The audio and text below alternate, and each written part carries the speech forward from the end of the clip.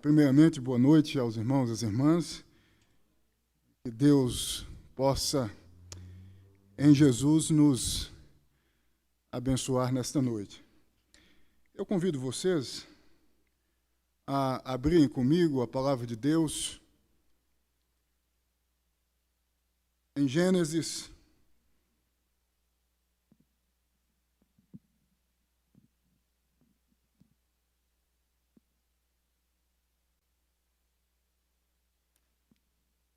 Gênesis 1, versos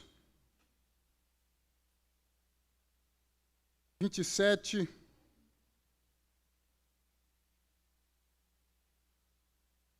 e 20, até o 28, 27 e 28.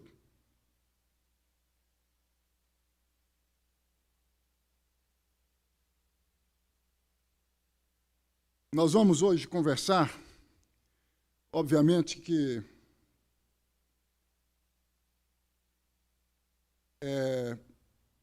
de modo rápido e objetivo, em função do tempo, acerca de um tema que é extremamente oportuno, pertinente conversarmos, estudarmos, que é a necessidade de subscrevermos a ideologia de Gênesis e não a ideologia de gênero.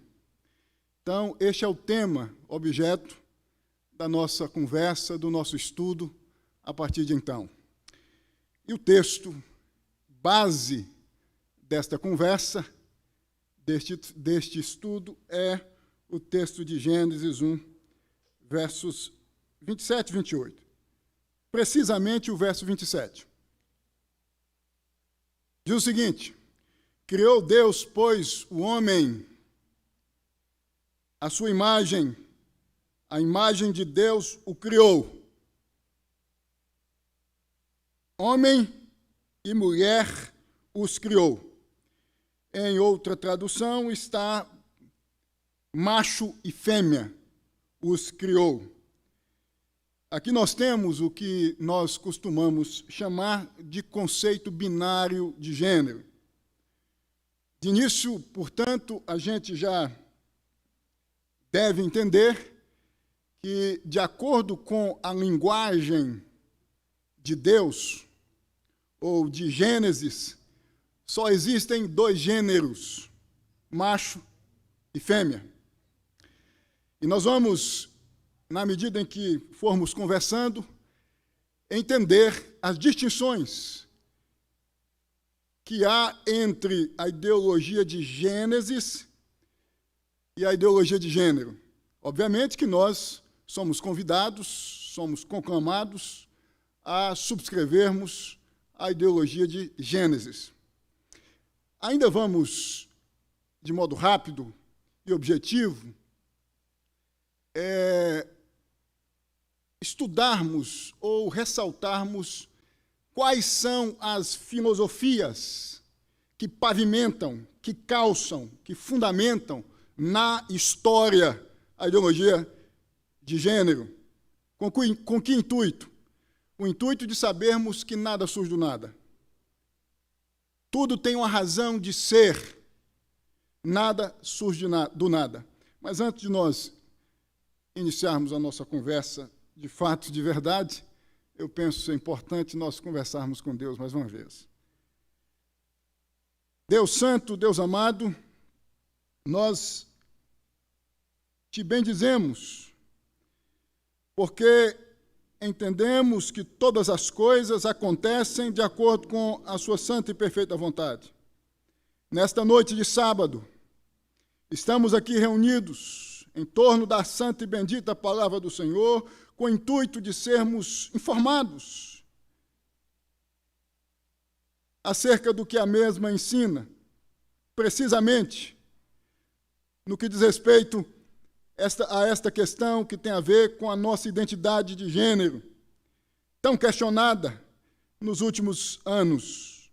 Deste modo, meu Deus, pedimos, em o nome de Jesus, que Tu venhas fazer com que tenhamos cada vez mais disposição, entusiasmo, para estudarmos a palavra do Senhor com a finalidade de subscrevermos em um mundo tão controverso, tão apinhado de filosofias, de teses, de ideologias antagônicas ao que a palavra do Senhor ensina.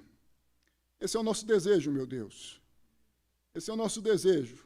Pedimos, portanto, que Tu venhas formar-nos, ensinar-nos e, acima de tudo, dar-nos capacidade para discernirmos o nosso tempo, a partir do que a palavra do Senhor nos ensina. Que assim seja, em o nome de Jesus. Amém e amém. Eu disse há pouco que nós vamos estudar de modo rápido e objetivo acerca da necessidade de subscrevermos a ideologia de Gênesis e não a ideologia de gênero. Existem algumas razões, algumas implicações, mas antes de nós nos atermos a estas implicações, a essas razões, eu penso ser oportuno, à guisa de introdução, fazermos algumas considerações ou algumas observações acerca deste tema. E a primeira observação é acerca da distinção, prestem atenção, que nós precisamos entender que existe entre a ideologia de Gênesis e a ideologia de gênero, ok? Então, a primeira observação, à guisa de introdução, é: a ideologia de gênero é uma especulação filosófica que se restringe à subjetividade dos indivíduos, ou à psicologia dos indivíduos. Com isso, eu digo desde já que a ideologia de gênero não é científica. Ela é, como disse, uma especulação filosófica. Ela não é científica. Ela não tem respaldo majoritário na ciência. Uma especulação filosófica que se restringe à subjetividade dos indivíduos, à psicologia dos indivíduos. Isto porque a mesma ensina que quem define o gênero em uma pessoa não é a condição biológica da pessoa, mas a condição psicológica da pessoa. Não são os fenótipos, não são os cromossomos, melhor dizendo, genótipo e fenótipo, cromossomo XY e XX, que definem o gênero em uma pessoa. Em síntese, trocando em miúdos, não é a condição biológica, o genótipo, cromossomo XY ou XX, XY, vocês sabem, homem, XX, mulher, genótipo, que define a identidade de gênero em uma pessoa. E muito menos o fenótipo, a anatomia. O que a gente vê, o que a gente nota em uma pessoa fisicamente falando. Mas a subjetividade da pessoa, é a cabeça da pessoa. Em outras palavras, é como a pessoa se vê, é como a pessoa se nota. Esta é a primeira observação que nós devemos fazer, que nós devemos considerar. A ideologia de gênero, volto a dizer, é uma especulação filosófica, não é científica, que se restringe à subjetividade dos indivíduos. Deste modo, segundo a mesma, quem deve definir o gênero em uma pessoa não é a condição biológica da pessoa, mas a subjetividade da pessoa. É como a pessoa se vê, é como a pessoa se nota. Esta é uma das características da pós-modernidade. O que importa é o que a pessoa sente. O que importa é o que permeia a subjetividade dos indivíduos. O que importa é a interioridade das pessoas. Por isso nós vivemos em um tempo onde as emoções, sentimentos ou sentimentalismo são, ou é, o que é posto em primeiro lugar. Porque o que importa é a subjetividade, é a interioridade das pessoas. Assim sendo, com isso, a ideologia de gênero está dizendo o seguinte: O corpo é uma coisa, o aspecto psicológico do corpo é outra coisa. O corpo está separado do seu aspecto psicológico, já que não é o corpo que define o gênero, mas o aspecto psicológico do corpo. Sustenta, portanto, os ideólogos de gênero. Deu para entender? A ideologia de gênero é uma especulação filosófica que se restringe à subjetividade dos indivíduos, com o intuito de dizer que quem deve definir o gênero em uma pessoa não é a condição biológica da pessoa, mas a cabeça da pessoa, a subjetividade da pessoa. É como a pessoa se vê, é como a pessoa se nota. Esta é a primeira observação.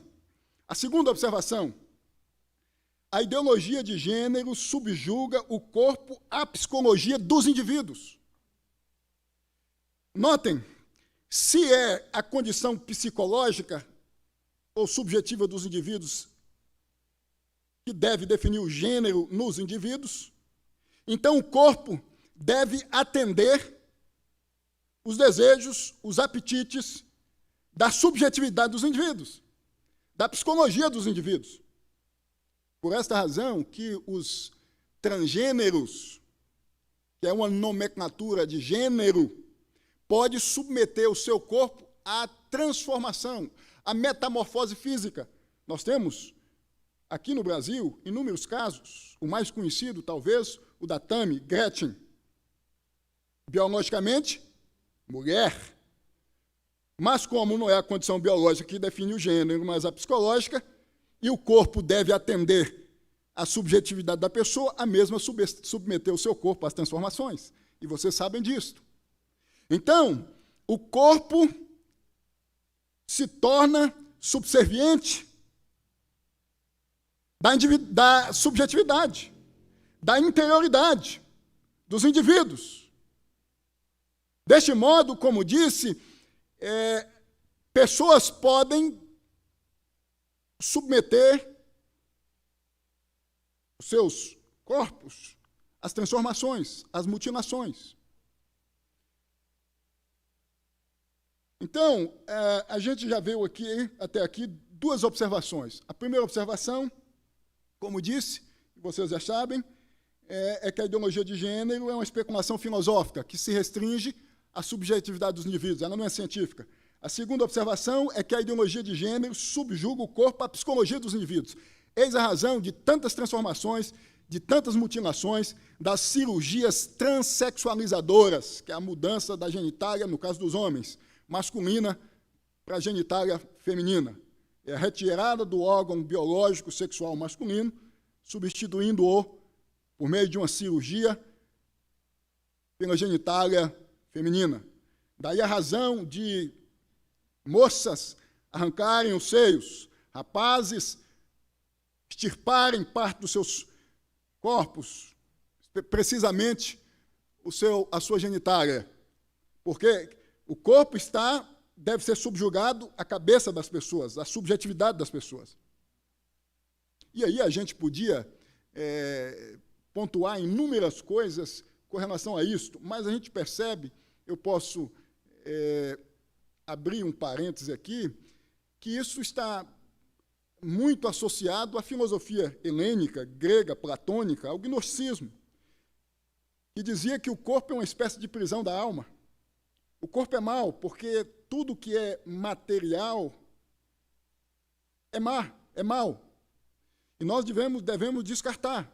Então, esta é uma filosofia muito antiga. O que importa, então, é a subjetividade da pessoa, é a interioridade da pessoa e não o corpo dela. Ok? Então, o corpo pode ser submetido às transformações, às mudanças, como a gente vê hoje. Terceira observação. A ideologia de gênero distingue sexo de gênero com o escopo, com o propósito de delimitar a identidade de gênero à subjetividade dos indivíduos. Notem que, segundo a ideologia de gênero, sexo é uma coisa e gênero é outra coisa. Sexo tem a ver com a biologia, com a condição biológica. Gênero tem a ver com a condição psicológica, subjetiva. Então, ela estabelece uma distinção entre sexo e gênero com esse intuito, com esse propósito, dizer que o sexo tem a ver, de fato, com a biologia. Mas o gênero não. O gênero tem a ver com a psicologia do indivíduo, com a cabeça do indivíduo, com a subjetividade do indivíduo. Então, quem define o gênero é a subjetividade, e não a biologia do indivíduo. Porque sexo é uma coisa e gênero é outra coisa. De acordo com a palavra de Deus, ou com a linguagem de Gênesis, a palavra de Deus, ambos os testamentos, majoritariamente, sexo e gênero são termos sinônimos.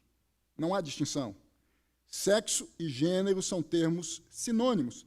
Gênesis 1, verso 27 e 28, parte inicial do verso 28, ressalta exatamente isto. Notem comigo que o verso 27 destaca que foi Deus quem fez o ser humano, macho e fêmea. Deus fez o ser humano, macho e fêmea. Verso 27. No verso 28, Deus diz ao macho e à fêmea: sede fecundos, multiplicai-vos, enchei a terra, etc, etc, etc. Aqui nós temos um dos mandatos da criação, que é o mandato social. Então, Deus está dando uma ordem aqui ao homem e à mulher, ao macho e à fêmea. Multipliquem-se sobre a face da terra por meio da relação sexual.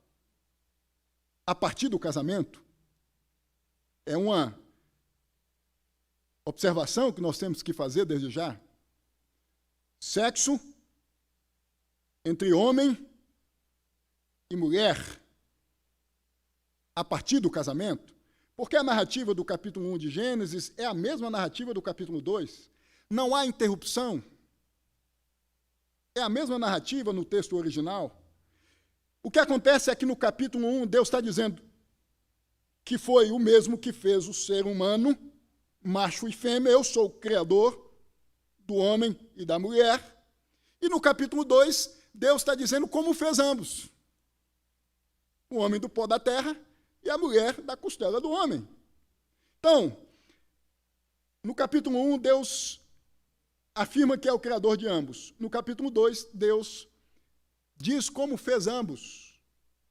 O verso 28, de acordo com a narrativa, que em português está aí, matematicamente falando, a partir do número do capítulo 2, a gente vê aí a explicação para se atender o verso 28 do capítulo 1. É a partir do casamento. Fecha, parêntese ou observação feita. Então vejam que Deus diz aqui no verso 27 que fez o ser humano, macho e fêmea. Agora vejam que Deus diz ao macho e à fêmea: sede fecundos, multiplicai-vos. Por que Deus diz ao macho e à fêmea: sede fecundos, multiplicai-vos? Porque o macho tem testículos que produzem espermatozoides, e a fêmea tem útero e tem ovário, sexos opostos. Só macho e fêmea podem atender o mandato social. Só macho e fêmea podem atender o verso 28 de Gênesis 1. Então, de acordo com os versos 27 e 28 de Gênesis 1, quem define o gênero, porque Deus chama a quem tem ovário e útero de fêmea, e a quem tem espermatozoide, testículo que produz espermatozoide de macho. Então Deus, a partir da biologia, estabelece a identidade de gênero, tendo em vista ambos os seres humanos, macho e fêmea. Vocês estão entendendo? Portanto, irmãos, de acordo com a palavra de Deus, podemos ressaltar, quem define o gênero em uma pessoa não é a subjetividade da pessoa, não é a cabeça da pessoa, mas a biologia da pessoa. É o que a pessoa é biologicamente. É o que a pessoa é anatomicamente. No que diz respeito ao fenótipo e ao genótipo. E não a cabeça, e não a subjetividade da pessoa. Óbvio que nós não podemos, de modo nenhum, entregarmos a definição, tendo em vista o que as pessoas são, delas mesmas, a elas mesmas. Já que, a partir de Gênesis 3, nós temos a narrativa que explicita o relato histórico da queda de Adão. A partir da queda de Adão, que ocorreu, vocês sabem que a partir do século XIX e século XX, algumas teologias protestantes tentaram dizer que Gênesis de 1 a 11 não existiu. Precisamente do capítulo 1 ao capítulo 3, e algumas partes que vão do capítulo 3 ao capítulo 11, são lendas, fábulas. Schleiermacher foi um homem, pai da teologia liberal do século XIX, que sustentou isto. Karl Barth, pai da teologia neo-ortodoxa do século XX, foi outro que sustentou isto. Francis Schaeffer, na metade do século XX, Francis Schaeffer foi um teólogo que viveu na América do Norte, fez questão de ressaltar que nós precisamos entender que Gênesis, do capítulo 1 ao capítulo 11, tem a ver com o que, de fato, aconteceu. Daí a razão de Schaeffer ter escrito um pequeno livreto chamado Gênesis no Espaço-Tempo. Em 1956, Schaeffer, com o intuito de exortar Barth, disse que Barth deveria repensar algumas coisas acerca da sua teologia. Então, nós temos que entender que a base, precisamente, no que diz respeito à sexualidade humana, que nós devemos ter, tem a ver com os primeiros capítulos de Gênesis. Tendo em vista que nós vivemos num contexto hoje onde há ideologias ou filosofias como a ideologia de gênero, que estabelece o que a palavra de Deus não estabelece com relação a esta questão de quem deve definir o gênero em uma pessoa. Nós não podemos, de acordo com a palavra de Deus, entender que um ser totalmente depravado, descendente de Adão, de coração corrupto, pode definir o curso da sua vida a partir de si mesmo, dizer a si mesmo o que deve ser na vida, a partir do seu entendimento, a partir da sua cabeça, a partir da sua perspectiva, a partir da sua cosmovisão, alicerçada a sua subjetividade, porque o homem, descendente de Adão, em Adão, é totalmente depravado, está morto e tende a abraçar o que é incompatível com a palavra de Deus, como nós constatamos, como nós percebemos, desde que o homem passou a existir a partir precisamente da queda de Adão, homicídios dos mais variados. Notem que os primeiros capítulos de Gênesis apresentam um homem desenvolvendo uma sexualidade promíscua. Uma das razões do dilúvio foi essa sexualidade promíscua, esse envolvimento sexual reprovável de acordo com a vontade de Deus.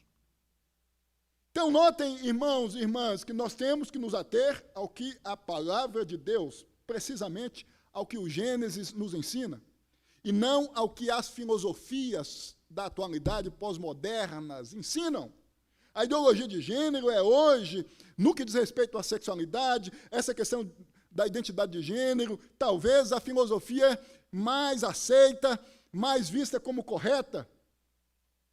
Mas nós temos, enquanto servos e servas de Deus, que nos posicionar, obviamente, que nos posicionar de acordo com o que Jesus nos ensina, com amor, com cuidado, e dizermos, portanto, que nós estamos vivendo de acordo com a ideologia de Gênesis e não de acordo com a ideologia de gênero. Nós subscrevemos a ideologia de Gênesis. Surge aqui uma pergunta, tendo em vista as observações que acabamos de fazer. Mas o que significa subscrevermos a ideologia de Gênesis e não a de gênero na atualidade? O que significa? O que significa? O que nós podemos entender com relação a isto? O que significa isto? Eu vou apresentar a vocês algumas questões. A primeira, eu já apresentei a vocês, eu já ressaltei, que, de acordo com a linguagem de Gênesis, com os primeiros capítulos de Gênesis, quem define o gênero em uma pessoa é a condição biológica dela, e não a subjetividade que envolve mas a condição biológica, é a anatomia. Então, esta é a primeira ponderação que nós devemos fazer. Notem que também a ciência, de norte a sul, portanto, de modo majoritário, vai caminhar de acordo com o entendimento da palavra de Deus, de Gênesis. Quando a ciência diz, e os médicos reproduzem isto quase que o tempo todo, quando vão fazer ultrassom de uma pessoa, e quando uma pessoa nasce, quando o médico vai fazer um ultrassom em uma gestante, o médico diz, a mesma é homem ou mulher. Com base em quê? Com base na genitália, com base na biologia, com base na anatomia. Quando a pessoa nasce, a mesma coisa, é homem ou mulher. Com base em quê? Na anatomia, na biologia, e não na subjetividade. A Judith Butler, talvez a maior patrona intelectual da ideologia de gênero na atualidade, norte-americana, chegou a dizer, tendo em vista o que eu disse há pouco, que os médicos deviam ser proibidos de dizerem o que dizem no momento do ultrassom e no momento em que uma pessoa nasce. Isso porque, segundo a mesma, não é a condição biológica que define o gênero em uma pessoa, mas a condição subjetiva, psicológica. Eis a razão da mesma dizer que o médico deve ser proibido de dizer o que diz no momento do ultrassom e no momento em que uma pessoa nasce. Então, esta é a primeira coisa que nós devemos entender com relação ao que significa subscrevermos a ideologia de Gênesis e não a ideologia de gênero. A segunda coisa é que o conceito binário de gênero é o que encontramos no princípio. Ou seja, que só existem dois gêneros. Só existem dois. Vocês sabem que a ideologia de gênero sustenta que existem mais de dois. A Comissão de Direitos Humanos de Nova York disse, em um momento, que existem mais de 31 nomenclaturas de gênero. Algumas vocês já devem conhecer, como transgênero, travestismo, transexual e tantas outras. Aqui cabe uma nota explicativa com relação a o que é gênero e orientação sexual, porque são duas coisas distintas. Gênero tem a ver com, segundo a ideologia de gênero, a identidade da pessoa, socialmente. É como a pessoa se identifica socialmente. É como ela se vê socialmente. É o papel social que a pessoa desenvolve. Então, se a pessoa se vê, porque é a subjetividade que define, sendo biologicamente um homem, de acordo com o que a gente entende, não sendo homem, subjetivamente, psicologicamente, mas sendo mulher, esta pessoa pode se apresentar socialmente como sendo mulher. E, como disse, naquelas observações iniciais, submeter o seu corpo às transformações, como fazem os travestis, os transexuais, etc, etc, etc. Então, gênero tem a ver com a identidade da pessoa, é como a pessoa se apresenta. Orientação sexual tem a ver com a relação sexual que a pessoa passa a desenvolver com outra pessoa. Então, gênero é uma coisa, orientação sexual é outra coisa. para a ideologia de gênero e para a palavra de Deus também, para a ideologia de Gênesis também. Gênero, para a palavra de Deus, para a ideologia de Gênesis, macho e fêmea. Quem define? A condição biológica. Macho e fêmea. Orientação sexual, só uma. Heterossexual. Para a ideologia de gênero, existem mais de 2 gêneros, de 2 identidades de gênero. E existem mais de uma orientação sexual. Pansexual, homossexual, bissexual, etc, etc, etc. Ambas, de acordo com a ideologia de gênero, isto é, identidade de gênero e orientação sexual, tem a ver com a subjetividade da pessoa, com o desejo da pessoa, com a cabeça da pessoa. De acordo com a ideologia de Gênesis, não. É de acordo com o que a palavra de Deus ensina. Não é de acordo com o seu desejo. Não é de acordo com a sua vontade. Eu desejo hoje, sendo homem, me envolver com outro homem, tendo em vista a orientação sexual. De acordo com a palavra de Deus, é pecado. Só existe uma orientação sexual, a heterossexual. De acordo com a palavra de Deus. E só existem 2 gêneros, macho e fêmea. E, de acordo com a palavra de Deus, gênero é definido pela condição biológica e a orientação sexual que nós devemos desenvolver é a heterossexual. Portanto, se há desejo, no que diz respeito à orientação sexual, que é incompatível com a heterossexualidade, tendo em vista sendo você servo ou serva de Deus, você deve matar esse desejo em você. Você deve sacrificar, suicidar, esfaquear, esmurrar esse desejo em você. De acordo com Romanos 8, verso 13. Mortificar os feitos do corpo.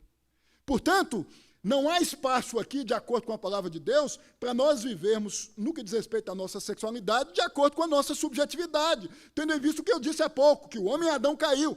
O homem tornou-se totalmente depravado. Romanos capítulo 3, a partir do verso 9. Romanos 5, 12. Salmo 51, verso 5. E tantos outros textos. Efésios capítulo 2. Então, seguir os nossos desejos, as nossas inclinações, a nossa carne, dando vazão, fazendo com que isso se redunde, se desdobre em comportamento, é crucificar Jesus. É estar matando, metaforicamente, a Jesus, porque foram os nossos pecados que crucificaram Jesus na cruz, que mataram Jesus. E se você o ama, obviamente que você vai fazer de tudo para que você tenha uma vida de acordo, compatível com o Evangelho de Jesus. Então, a segunda coisa que significa subscrevermos a ideologia de Gênesis é: só existem 2 gêneros, macho e fêmea. Passou disso, tem a ver com a depravação humana, com a necessidade do homem de se autoafirmar, de buscar significado, razão de ser na existência. Tudo isso tem a ver, vocês sabem, com a saudade de Deus que permeia o homem sem Jesus. Porque, diz Schaeffer, em uma das suas obras, que a maior crise que a humanidade vive é a crise de identidade. Então, todas essas buscas têm a ver com essa crise existencial, com essa necessidade de obter sentido, razão de ser na existência. E aí todas essas ideologias aversas, subversivas à palavra de Deus, são agarradas, são abraçadas. Só existe também uma orientação sexual. Dito isto, nós podemos entender, em terceiro lugar, que subscrevermos a ideologia de Gênesis significa que a condição física de homem e mulher, oriunda do nascimento, da gestação, não pode ser subjugada aos caprichos de uma psicologia caída. Não pode. Porque se for, bizarrices vão ser feitas no corpo. E a gente vê exatamente hoje, no que diz respeito a algumas pessoas que submetem o corpo à subjetividade. Bizarrices físicas.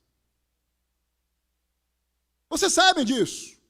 Então, de acordo com a ideologia de Gênesis, nós não podemos, de modo nenhum, meus irmãos, submeter o nosso corpo aos caprichos de uma psicologia caída, de uma natureza caída, adâmica, depravada, corrupta. Você pega seu corpo, sendo servo e serva de Deus, e apresenta-o ao serviço de Deus, e não ao serviço dos seus caprichos, dos seus desejos escusos. O homem ímpio, sem Deus, submete o seu corpo aos seus desejos. Quando passa a viver em bordéis, nas cracolândias da existência, se sujeitando aos vícios dos mais variados, a uma sexualidade promíscua. Vocês sabem que a partir dos anos 60, 1960, precisamente em 1966, aconteceu a Revolução Sexual. A América do Norte e o Ocidente curvados ao ideal de vida oriundo desta revolução, que dizia que o sexo devia ser praticado de formas distintas e variadas, e foi a época em que o índice de doenças sexualmente transmissíveis subiu meteoricamente. Nós temos inúmeros casos, a partir do século XX, metade do século XX, por que não dizer final do século XIX, envolvendo intelectuais que propuseram filosofias subversivas, antagônicas à ideologia de Gênesis, como Nietzsche, que morreu de sífilis, que vivia em bordéis, como Michel Foucault, pai do pós-estruturalismo, que morreu de AIDS, e tantos outros, rendidos a esta filosofia de que o que importa é atender os desejos do coração, o que importa é atender a subjetividade, as inclinações da carne. É o que a gente vê hoje, é o sentimento, é o amor que define, que determina a vida comportamental de muita gente. Se eu estou amando, se eu estou sentindo que eu estou amando, esse amor poético que se restringe ao esfriamento na zona estomacal, eu posso fazer com o meu corpo o que eu bem entender. Se eu estou com a vontade de dormir com 2 moças hoje, eu vou dormir, ou com 2 rapazes hoje eu vou dormir, ou com um animal, que é a bestialidade, sexualmente falando, eu vou fazer, porque eu vou submeter meu corpo aos meus caprichos, à minha subjetividade. Essa é a mentalidade do homem ímpio, do homem caído, pecador, sem Deus, sem Jesus Cristo, que não encontrou ainda sentido para a sua existência, má existência. Então, nós não podemos, de modo nenhum, submeter o nosso corpo à psicologia nossa caída. E aqui nós temos que, desde já, desconsiderar o que o Tomás de Aquino, na Idade Média, ensinou, quando mesmo disse que o intelecto humano não foi afetado pelo pecado de Adão. Nós sabemos, a partir, precisamente, de 1618 a 1619, em Dort, que todas as faculdades humanas foram afetadas pelo pecado. É um dos 5 pontos do calvinismo. Vocês sabem disso? Então, nós não podemos, de modo nenhum, submetermos, irmãos, o nosso corpo, a nossa vida, a nossa subjetividade, nós ainda mais, porque conhecemos a verdade. Nós subscrevemos a ideologia de Gênesis, submetemos o nosso corpo a uma esposa só, a um esposo só, nos guardarmos, no caso de quem não casou ainda, para o casamento. É restringirmos, é extirparmos de nós todo o desejo, tudo aquilo que é incompatível com o que a palavra de Deus ensina. Então, em terceiro lugar, subscrevermos a ideologia de Gênesis significa que a condição física de homem e mulher, oriunda do nascimento, da gestação, o fenótipo, não pode ser subjugada aos caprichos de uma psicologia caída. Eu desejo me tornar mulher a partir de hoje. Eu tenho fenótipo, anatomia de homem. Então, eu vou submeter o meu fenótipo, a minha anatomia, o meu corpo, ao meu desejo. Vou tomar hormônio, vou colocar silicone, vou submeter a minha genitália à cirurgia transexualizadora, extirpando-a. A subjetividade do homem é depravada, é caída, é de porco. Saiu dos limites da pocilga, tendo um jardim diante de si, todo perfumado, uma fossa de lama, vai, com certeza, por conta da sua natureza de porco, na direção da fossa e não do jardim. Nossa natureza é caída, é corrupta. Em Cristo nós tivemos, segundo o apóstolo Paulo, nós passamos até a condição de negarmos, mas o homem, de negarmos esses desejos, essas paixões. Romanos 7 é o texto que destaca isto cirurgicamente, não é? Nós devemos impedir, no capítulo 8, o apóstolo Paulo usa exatamente isso, impedir a natureza carnal, caída, ser majoritária, tendo em vista a nossa vida comportamental. Quarto, em quarto lugar, subscrevermos a ideologia de Gênesis significa que só homem e mulher são portadores de órgãos que atendem ao mandato social. Eu disse na introdução que só homem e mulher podem atender o mandato social, podem procriar. Homem com homem não pode, mulher com mulher não pode. Então, nós já podemos dizer o seguinte: relação homossexual, sexualmente falando, é inatural, indevida. E, quando a mesma é sugestionada ou tida como correta, é o mesmo que estarmos dizendo, estamos colocando a humanidade em risco. Distinção. Porque homem com homem não tem condições de atender o mandato social, de procriar, de multiplicar a espécie humana. Mulher com mulher, muito menos. Por esta razão que a palavra de Deus em ambos os testamentos, precisamente no Novo Testamento, Romanos 1, a partir do verso 26, vai dizer que a relação homossexual é inatural, contrária à natureza, porque homem foi feito para se relacionar com mulher, e mulher foi feita para se relacionar com homem. Macho com fêmea. Órgãos sexuais, reprodutores, distintos, pertinentes aos sexos opostos. Homem com homem não pode, mulher com mulher também não pode. Daí a razão de nós entendermos que nós não podemos ver esse comportamento no que diz respeito à sexualidade humana, como a homossexualidade, como sendo uma coisa normal. Eu não estou dizendo que nós devemos nos insurgir com paus e pedras, não é isso. Eu só estou dizendo que nós não podemos ver isto como uma coisa normal, uma coisa natural. A intenção do movimento LGBTQI+, é esta, é fazer com que isto se torne normal, a ponto de ser aceitável.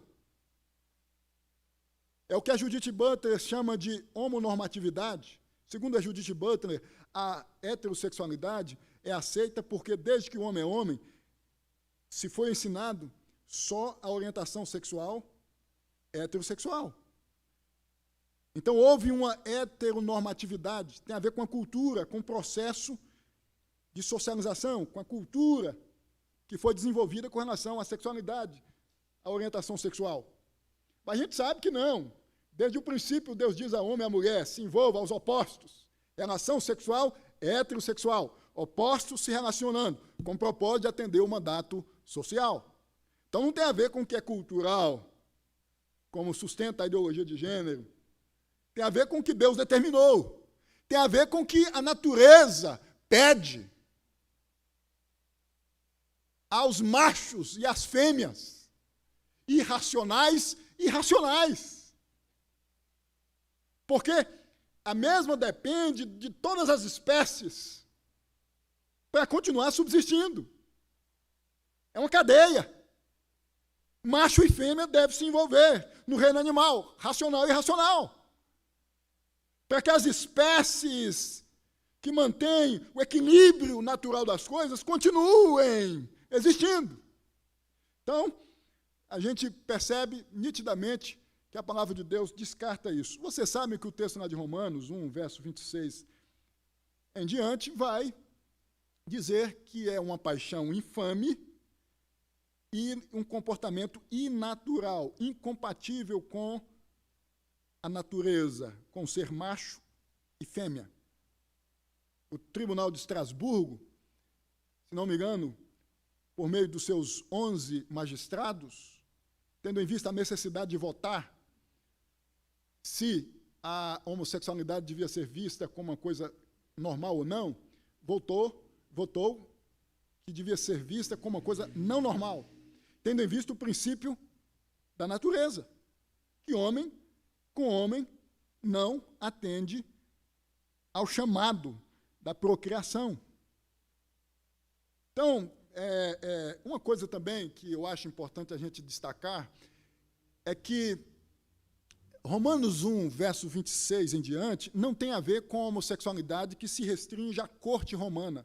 Existe um pastor muito conhecido, muito famoso, no YouTube, dizendo isto, que nós não podemos usar Romanos 1, a partir do verso 26, com a finalidade de combatermos a homossexualidade, porque Romanos 1, do versículo 26 em diante, tem a ver com a homossexualidade que se restringe à corte romana. O apóstolo Paulo está combatendo a homossexualidade que se restringia aos Césares. Não, óbvio que não. Isso está explícito no texto, porque o apóstolo Paulo remonta ao princípio.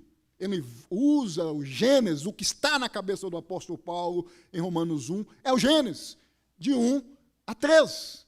A criação de macho e fêmea, o mandato social e a queda de Adão. Daí as expressões, paixões infames, torpes, inatural. Quarto e último lugar, tendo em vista os significados do que nós devemos entender ser necessário subscrevermos a ideologia de Gênesis e não a de gênero. Quinto, que a relação sexual heterossexual é resultado do mandato espiritual e não de uma construção social. Eu disse aqui, eu só não disse que é resultado do mandato espiritual. É resultado da ordem de Deus, da palavra de Deus. O mandato espiritual tem a ver com a palavra de Deus, com a ordem de Deus. Então, nós temos que obedecer o mandato espiritual, tendo em vista a nossa vida comportamental, a nossa sexualidade, e não a cultura, e não as filosofias do momento, que estão na moda, mas o mandato espiritual, que continua vigente, que é atual, que é a ordem para vivermos de acordo com a palavra de Deus. O que determina o que devemos viver ou não na vida, ou como devemos viver ou não na vida, melhor dizendo, é a palavra de Deus. A ética que subscrevemos, a moralidade que subscrevemos, é a que tem a ver com o que a palavra de Deus ensina. Oriunda da santa e bendita palavra de Deus. A minha vida e a sua vida deve estar rendida ao mandato espiritual, a palavra de Deus. Porque mandato espiritual significa isso, obedecermos a palavra de Deus. E não os discursos filosóficos dos parlamentos, das academias, da mídia televisiva, das dramaturgias ou das teledramaturgias, que fazem de tudo para dizer: é normal homem se envolver com homem, é normal mulher se envolver com mulher. A turma teen está sendo bombardeada quase que o tempo todo por meio das teledramaturgias. Séries e mais séries voltadas a essa turma teen, adolescente, jovem, que tem como propósito dizer que a relação homossexual entre os adolescentes deve ser vista como certa, como correta. A Netflix está cheia de séries que defende a homossexualidade, que defende a ideologia de gênero. A televisão brasileira, de uns anos para cá, tendo em vista o seu maior canal, tem defendido isso também. Eu vou chegar lá. Tem determinado isto. Então, nós precisamos, irmãos e irmãs, entender estas coisas, de início, que nós devemos viver de acordo com a ideologia de Gênesis, de acordo com a palavra de Deus. A norma que normatiza o que é ético ou o que não é ético na vida, não é a minha subjetividade, mas a palavra de Deus. Palavra de Deus. Rapidamente nós vamos ver, tendo-nos já visto estas questões, o que calça filosoficamente a ideologia de gênero na história. Qual é a base desse discurso filosófico? Qual é a base desta especulação filosófica chamada ideologia de gênero? Tendo em vista o processo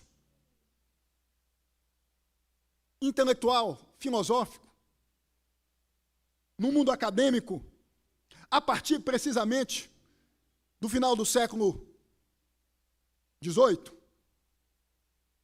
no meu entendimento, existem duas filosofias que calçam, que são como seivas, energias, que impulsionam, que dinamizam todas as filosofias subversivas, talvez a mais principal da atualidade, ou na atualidade, a ideologia de gênero. Quais são essas filosofias? Quais são essas ideias? Duas, como disse. A primeira, o marxismo. E talvez vocês estejam se perguntando, mas por que o marxismo? O que o marxismo tem a ver com a ideologia de gênero? Eu digo já. Karl Marx, alguns anos antes de morrer, 5 anos antes de morrer, Karl Marx morre em 1883, passou a entender que a família tradicional, dentre muitas outras coisas, é também um dos meios de manutenção, de sustentação do sistema econômico capitalista no Ocidente. A má distribuição da propriedade privada é, entre outras, talvez a mais principal, a família tradicional, formada por um pai, uma mãe e a sua prole. Isso no final da vida. A partir deste entendimento, Marx começou a rabiscar algumas coisas, destacando isto. Engels, seu amigo íntimo, em 1884, apresenta ao Ocidente uma tese chamada A Origem da Família, da Propriedade Privada e do Estado, tendo em vista o que Marx havia percebido acerca da família tradicional no final da sua vida. A tese de que a família tradicional é uma instituição perversa. Isto porque, segundo Marx, e por conseguinte Engels e os marxistas, a posteriori, a mesma é um dos meios de sustentação do sistema econômico capitalista no Ocidente.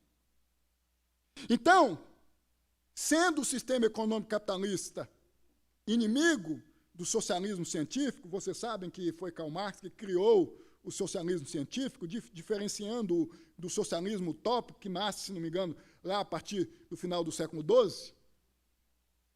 O socialismo científico, portanto, encabeçado por Marx, uma forma ou uma proposta de governo, desde sempre, foi e é inimigo ferrenho do sistema econômico capitalista. Se a família tradicional ajuda o sistema econômico capitalista a se desenvolver, sendo o sistema econômico capitalista inimigo do socialismo científico marxista, a mesma é uma inimiga. É uma inimiga. Daí a razão de Engels começar a dizer que esse padrão de família que começou a tomar conta do Ocidente, precisamente a partir do fim do século XVIII e início do século XIX, que é formado por um pai, uma mãe e sua prole, nas civilizações antigas não existia. E Engels diz isto nesta obra, A Origem da Família, da Propriedade Privada e do Estado, publicada em 1874, a partir de uma suposta pesquisa feita por um jurista norte-americano chamado Morgan, publicada em 1877. A Sociedade Antiga, onde Morgan diz que nas civilizações antigas não existia esse formato tradicional, convencional de família que o Ocidente passou a entender como majoritário, como certo, isso de acordo com a linguagem marxista. Por isso, segundo Morgan, nós não devemos, reproduz Engels, entender que relação sexual entre mãe e filho deve ser visto como uma coisa incorreta. O incesto. Engels defende abertamente, explicitamente o incesto nessa obra. Ele diz que o incesto nas civilizações antigas era uma coisa natural, normal. Uma mulher, por exemplo, podia ter mais de um esposo, o que ele chama de poliandria. Um homem podia ter mais de uma esposa, poligamia. Então, esse negócio de que uma mulher tem que casar com um homem e um homem tem que casar com uma mulher e ambos devem viver fiéis um ao outro a partir do casamento, desenvolvendo a sua sexualidade no casamento, etc., etc., e ter filhos ali dentro do casamento, é um discurso oriundo de uma necessidade do homem macho burguês, detentor do capital, com a finalidade de manter no Ocidente o sistema econômico capitalista. Em síntese, essa visão toda fez com que o marxismo entendesse que a família tradicional é uma instituição perversa e ela devia ser desconstruída. Ela devia ser desestruturada. Então, tudo que fosse viável para que os mesmos conseguissem desestruturar a família tradicional, eles iam abraçar, iam pegar para si e usar como arma contra a família tradicional. Dentre muitas armas, a principal, a homossexualidade. Como também sexo antes do casamento. Como também sexo promíscuo. A gente vê isto com o Herbert Marcuse, um dos intelectuais da escola de Frankfurt, a partir de 1926, na Alemanha, onde o Herbert Marcuse, marxista, levando adiante o ideal marxista de que a família tradicional é uma instituição perversa e devia ser desconstruída, pega a visão da psicanálise freudiana e une-a ao marxismo e desenvolve uma filosofia, a partir do entendimento da psicanálise freudiana e do marxismo, voltada à sexualidade. Um dos pontos chaves de Herbert Marcuse com relação à sexualidade, com base no que Freud havia entendido, é de que o homem ocidental vivia em guerra, agitado e nervoso, porque fazia pouco sexo. Se o homem ocidental desejasse viver mais em paz, ele devia fazer mais sexo. Foi o Herbert Marcuse, esse marxista, que influenciou a revolução sexual dos anos 60, onde o discurso se restringia a sexo, drogas e rock and roll.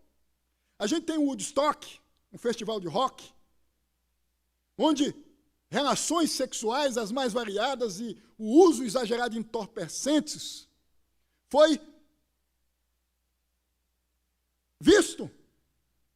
Tudo isso advém de uma filosofia, de um entendimento, de uma percepção. Por isso que eu costumo dizer, meus irmãos e minhas irmãs, que ideias definem comportamentos. Filosofias, teses, ideias definem comportamentos. Começa nas universidades, começa nas academias, começa nas faculdades, nos centros convencionais educacionais. E saem tomando conta do senso comum, e a partir daí começam a definir comportamentos. Nietzsche dizia, a título de exemplo, que o que não nos mata nos faz crescer. Isso se tornou um adágio popular, o que não mata engorda. Notem que filosofias definem comportamentos, visões de vida. E essa turma percebeu isto precisamente porque Marx, o pai do socialismo científico, entendeu que a família é uma instituição perversa, porque ela é um dos meios de sustentação do sistema econômico capitalista no Ocidente. A esquerda intelectual abraçou esse discurso desde então, e tudo que tem a ver com o que pode desconstruir a família tradicional e o cristianismo, a moral judaico-cristã, deve ser usado. A homossexualidade, a ideologia de gênero e tudo que tem a ver com a vida subversiva, anárquica, comportamentalmente falando. Então vejam que nada surge do nada, que tudo possui um calço, tudo possui uma pavimentação, tudo possui uma seiva intelectual, filosófica que impulsiona e que define comportamentos. Tudo começa com o marxismo, com essa percepção de que a família tradicional é uma instituição perversa e, por conseguinte, que o cristianismo, a religião, é o ópio do povo, entorpece, obscura o entendimento. Karl Marx chegou a dizer que a religião não faz bem, faz mal. E isto, no entendimento de Marx, se restringia ao cristianismo. Tanto é que a gente vai perceber isso nos escritos de Gramsci, os cadernos do cárcere, escritos a partir de 1926, quando mesmo é trancafiado na prisão por Mussolini. Mussolini dá tempo para o homem pensar. O seguinte: Marx estava errado quanto ao modo de implantação do socialismo científico ou do comunismo no Ocidente, porque vocês sabem que Karl Marx entendia que o socialismo científico ou o comunismo ia ser implantado no Ocidente por meio de uma revolução armada. Segundo Marx, em um momento, no Ocidente, haveria de existir uma guerra entre trabalhadores e seus patrões, o que Marx chamou de conflito pan-europeu. Então, em algum momento, segundo o marxismo, a partir do entendimento de Marx, essa guerra ia acontecer. De fato, aconteceu. A partir de 1914, a Primeira Guerra Mundial. Só que não como Marx havia dito, porque trabalhadores e patrões estavam lutando do mesmo lado, em prol do mesmo ideal. Então, Karl Marx, que já estava morto, segundo os marxistas, havia errado, principalmente o Gramsci, porque Gramsci vai dizer isso: Marx estava errado quanto ao meio de implantação do socialismo científico ou do comunismo no Ocidente.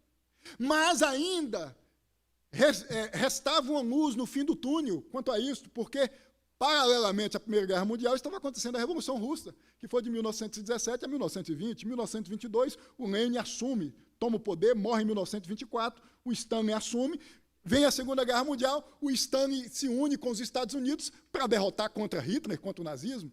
Então, mais uma vez, se constata que o que Marx havia previsto com relação a essa guerra entre trabalhadores e patrões, como meio de implantação do comunismo no Ocidente, não vingaria por conta das duas guerras mundiais. Então, Gramsci chegou à seguinte conclusão: não é por meio de uma revolução armada, é por meio de uma revolução intelectual. Tendo em vista tudo que já havia sido ensinado por Marx e por Engels com relação ao cristianismo e à família tradicional.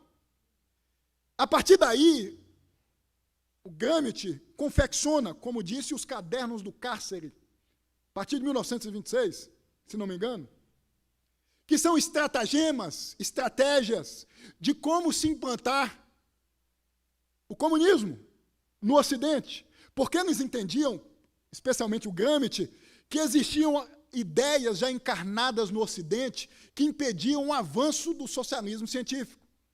Dentre algumas ideias, uma principal, o cristianismo.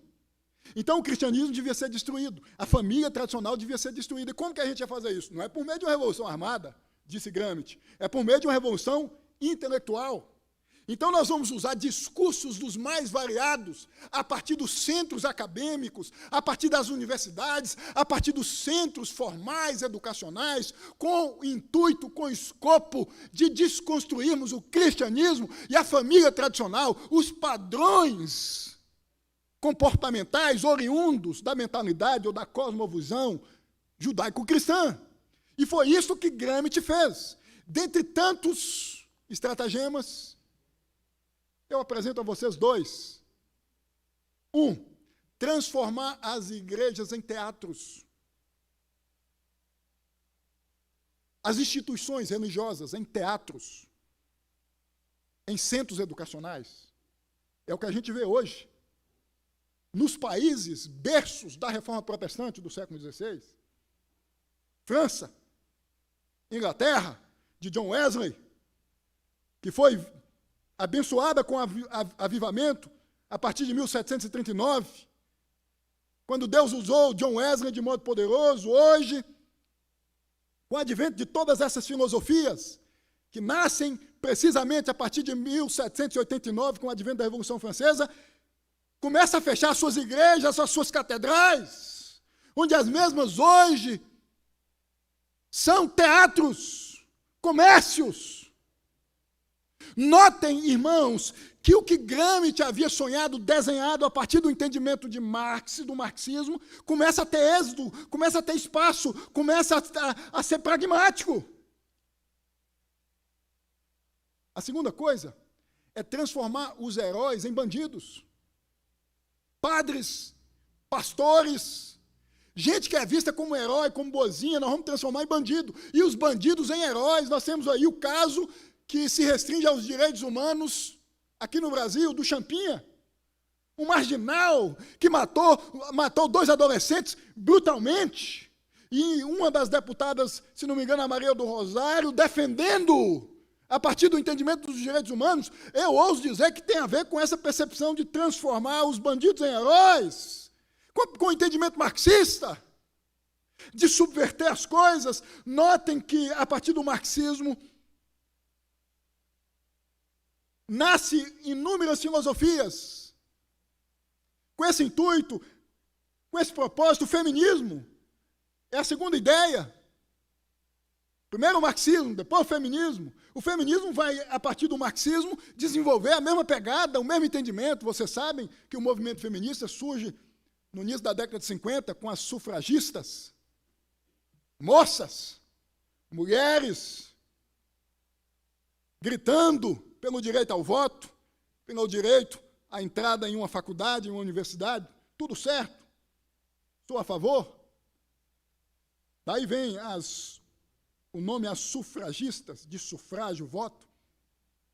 Mas a partir da publicação de uma obra de Simone de Beauvoir, em 1949, e do alcance que esta obra, publicada por Simone de Beauvoir, começa a ter no Ocidente, o movimento feminista muda de rumo. Se torna um movimento filosófico, intelectual, e deixa de ser sindical. A esquerda nunca foi sindical. A esquerda sempre foi intelectual. Com a popularização do discurso marxista, a esquerda, em muitos contextos no mundo, se tornou também sindical. Mas o que sustenta a esquerda sindical é a esquerda intelectual. É o marxismo, principalmente o cultural. Então, o feminismo se desenvolve a partir do marxismo. Quem encabeça o feminismo? tendo em vista o ideal marxista, Simone de Beauvoir, esposa do pai do existencialismo filosófico, Jean-Paul Sartre, que tinha uma vida sexualmente promíscua, bissexual, casada com esse homem chamado Jean-Paul Sartre de maneira torta, porque vivia numa casa e o Sartre vivia em outra, se envolvia com homem e com mulher. A Simone de Beauvoir começa a destacar o que o marxismo havia destacado acerca dos gêneros, porque foi o marxismo que começou a questionar o papel do homem e da mulher no Ocidente. O marxismo começou a dizer o seguinte: vocês moças, vocês fêmeas, vocês mulheres, não devem ser submetidas aos homens. E esse negócio chamado casamento foi criado pelos homens com o propósito de aprisionar as mulheres. Então, o casamento, vai dizer Simone de Beauvoir, é uma espécie de prisão da mulher, criado pelo homem. O Max Horkheim, um dos intelectuais da escola de Frankfurt, vai dizer exatamente isso, que o homem, o macho, no contexto familiar, é discricionário. É discricionário. E a autoridade deve ser arrancada deste. Por isso que o marxismo diz que quem deve educar os filhos não deve ser os pais, mas o Estado. Porque, veja, eles entendem que se o pai, detentor do capital, continuar sendo o responsável, a família tradicional vai continuar existindo e o sistema econômico capitalista vai continuar existindo. Se for o Estado, eles têm a oportunidade para subverter esse entendimento, colocando uma visão de vida dos mesmos, imprimindo-a, essa visão nos mesmos. Então, o movimento feminista começa com esse viés marxista, e Simone de Beauvoir vai dizer, nesta obra O Segundo Sexo, ninguém nasce mulher, se torna mulher. Uma das questões aí, de uma das provas do Enem, se não me engano, 2015, não me recordo, ou foi antes, eu não me recordo. Ninguém nasce mulher, se torna mulher, a partir do entendimento marxista. Simone de Beauvoir vai dizer que a mulher devia ser definida a partir dela mesma, e não a partir do homem. Porque até então ela estava sendo definida a partir do homem, ela devia se desenvolver, se definir a partir dela mesma. Se ela deve se definir a partir dela mesma, então ela tem que se envolver com outra mulher e não com outro homem. Ela tem que desenvolver precisamente, principalmente a relação socioafetiva ou sexual, a intimidade com outra mulher. Em síntese, meus irmãos e minhas irmãs, o que calça a ideologia de gênero, o que pavimenta, a gente não tem tempo, porque eu faço essa palestra em 3 momentos. E aí eu só estou passando aqui por cima. Então, em síntese, a gente pode entender que o que calça, o que pavimenta a ideologia de gênero, primeiro, o marxismo, tendo em vista que o marxismo passa a entender que a família tradicional é uma instituição perversa. E esse formato de um homem e uma mulher e sua prole foi inventado. Então, um homem pode se envolver com outro homem, uma mulher pode se envolver com outra mulher, e ambos podem adotar, por exemplo. E aí, o que vai entrar em questão, tendo em vista o papel do homem e da mulher, do pai e do homem, é a função psicológica de pai e de mãe.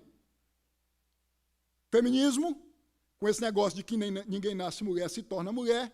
A gente tem a Elizabeth Firestone, a Shulamit Firestone, uma feminista, que publicou uma obra em 1970, Dialética do Sexo, onde ela vai dizer explicitamente o que Marx havia dito, que a família explicitamente, está lá, nesta obra de 1970, a família é uma instituição perversa. Nós temos que destruir a família tradicional.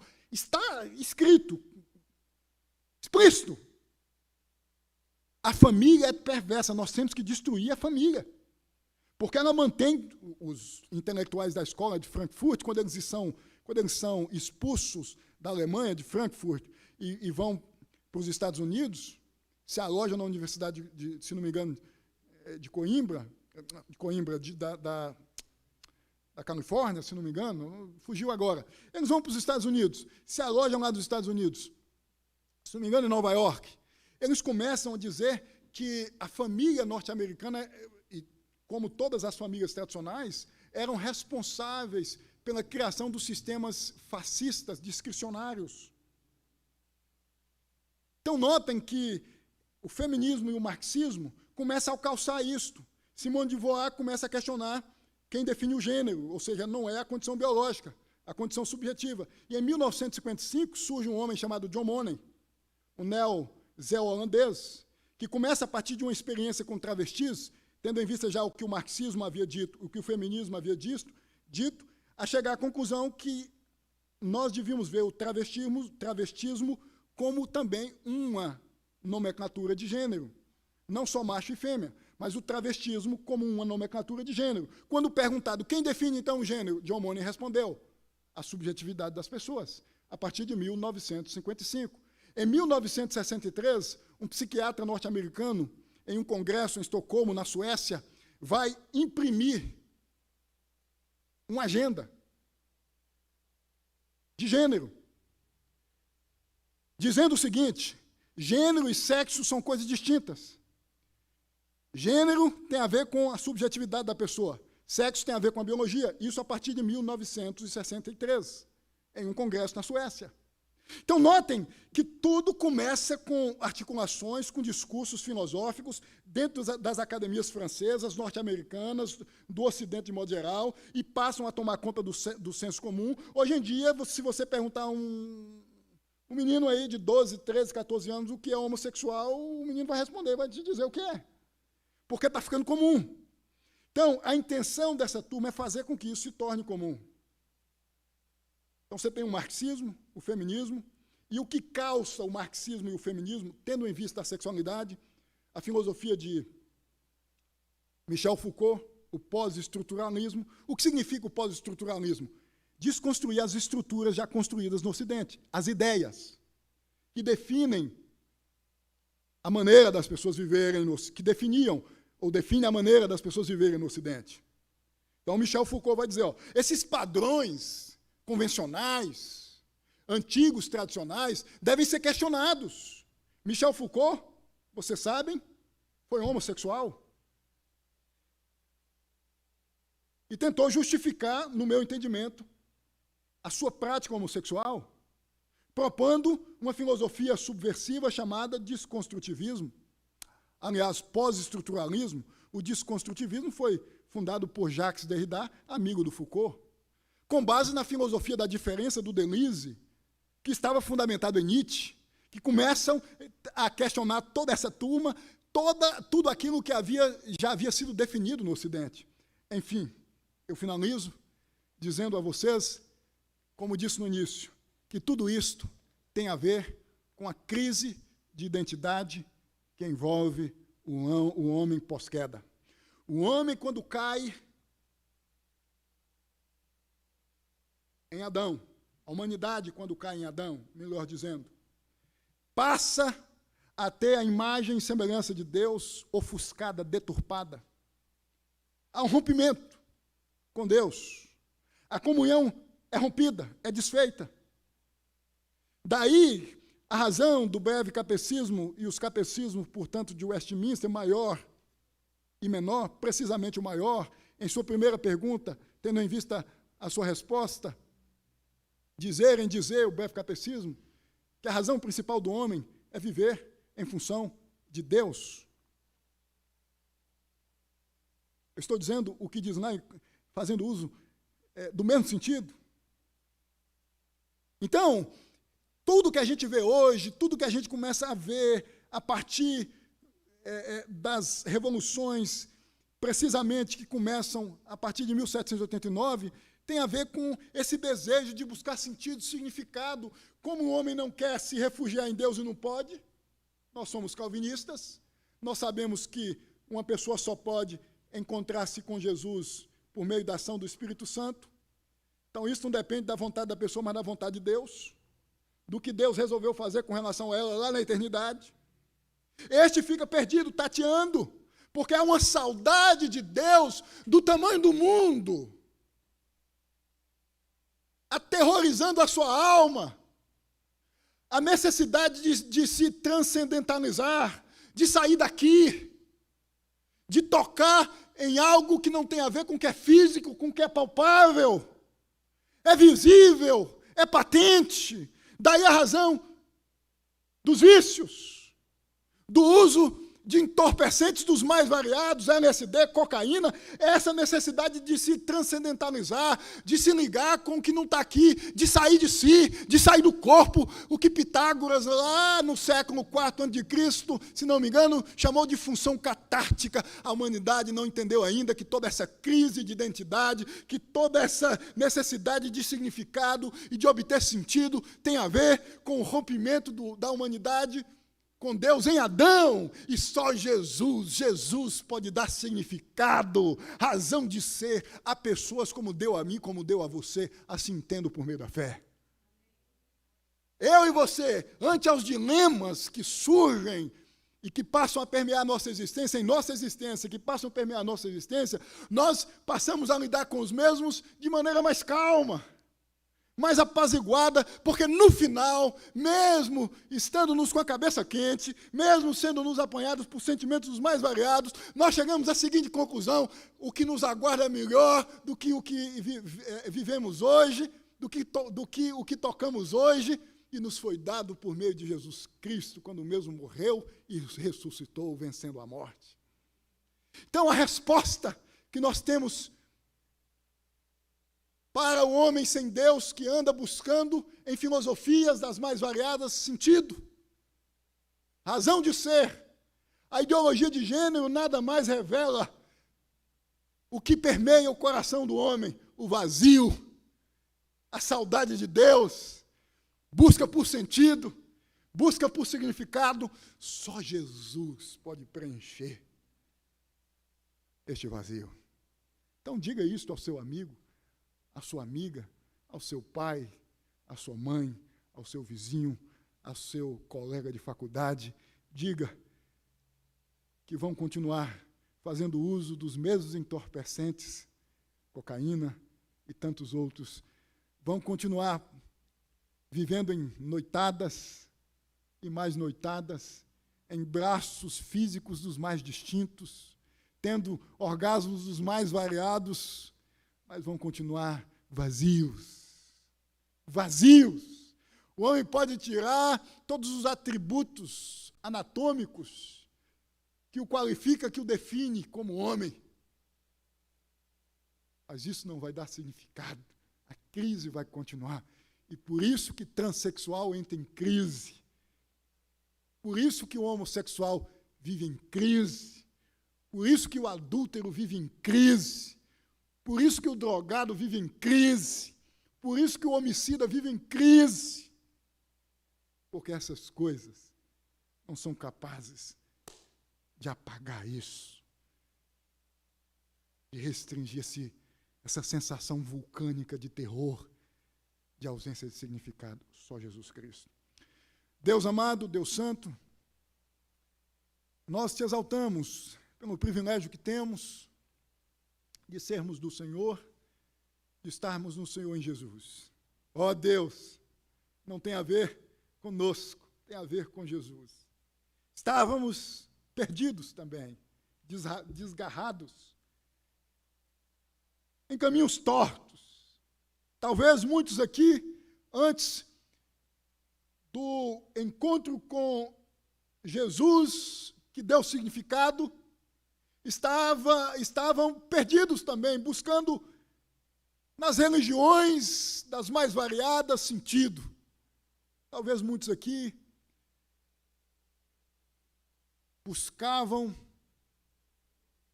a bebida e em tantas outras coisas. Mas esse sentido, essa razão não os abarcou. Foi só a partir do momento em que o Senhor, por meio da sua graça bendita e excelsa, concedeu Jesus por meio do Espírito Santo.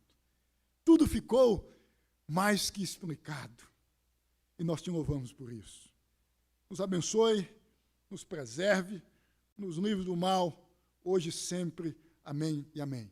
Deus te abençoe, meu irmão e minha irmã.